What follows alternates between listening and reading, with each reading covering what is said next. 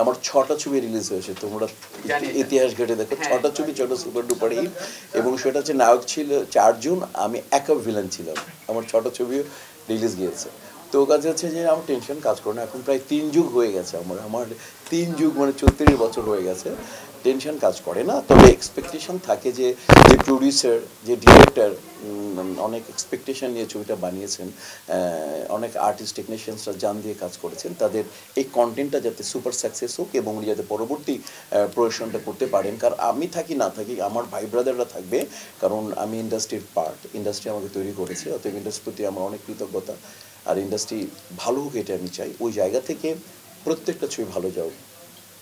Shakib Khan, Siam, Arifin Shubho,